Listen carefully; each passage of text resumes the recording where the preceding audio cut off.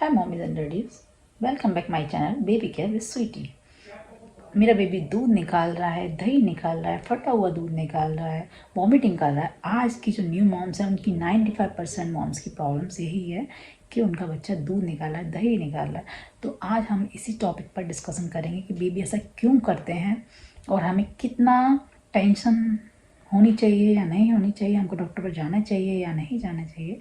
तो आज हम इसी टॉपिक पर बात करेंगे। उससे पहले आप मेरा चैनल सब्सक्राइब कर लीजिएगा, बेल आइकन हिट कर दीजिएगा और अगर मेरा वीडियो पसंद आए आपको तो लाइक एंड शेयर कर लीजिएगा। चलिए स्टार्ट करते हैं। आजकल की जो मॉम्स हैं उनकी सबसे बड़ी प्रॉब्लम ये है कि बेबी उनका दही निकाल रहा है, दूध निकाल रहा है एंड फटा हुआ दूध निकाल रहा है। तो अगर आपका बेबी दही निकालता है, फटा हुआ दूध निकालता है, ध्यान से सुनिएगा मेरी बात को। अगर बेबी दही या फटा हुआ दूध निकाल रहा है तो आपको बिल्कुल भी टेंशन लेने की ज़रूरत नहीं है। 95% बच्चे ऐसा करते हैं, इट्स अ कॉमन प्रॉब्लम। लेकिन अगर आपका बेबी लिक्विड दूध निकाल रहा है, आपने दूध पिलाया तुरंत ही उसने दूध निकाल दिया वैसे के वैसे, तो आपको थोड़ा टेंशन लेने की बात है।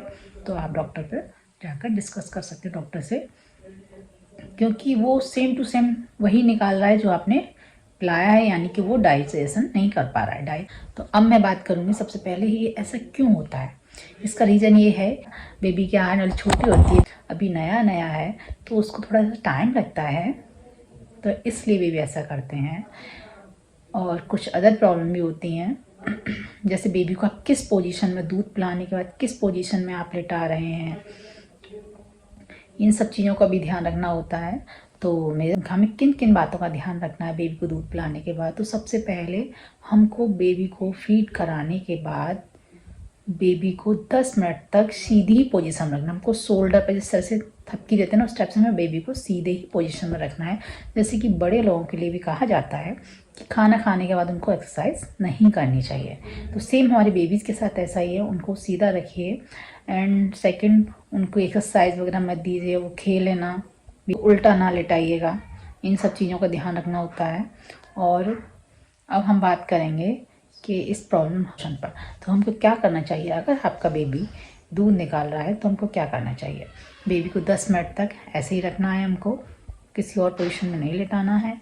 उसके बाद हमको बेबी को डकार, बेबी की हमको ओवर फीडिंग पर भी बहुत ध्यान देना है, क्योंकि कई बार ऐसा होता है कि बेबी को मदर एक बड़ी बोतल में एक ही बार में दूध पिला देती है। हमको ऐसा नहीं करना है, क्योंकि बेबी छोटा है, वो उसे नहीं पता है कि हमको कितना दूध लेना चाहिए या नहीं लेना चाहिए। तो इसलिए आप बेबी को हर 2-3 घंटे में छोटा छोटा फीड कराइएगा। अगर बेबी फिर भी वॉमिटिंग कर रहा है तो हमको बेबी का फॉर्मूला भी चेंज करके देखना चाहिए कि हम अगर बेबी मदर फीड कर रहा है देन इट्स ओके। लेकिन अगर बेबी फॉर्मूला पी रहा है, बाहर का दूध पी रहा है, तो हमको वो दूध भी चेंज कर देखना चाहिए। हमको फॉर्मूला चेंज करके देखना चाहिए। हो सकता है उसकी वजह से प्रॉब्लम हो रही हो, या बेबी को गैस बन रही हो, ये भी हो सकता है।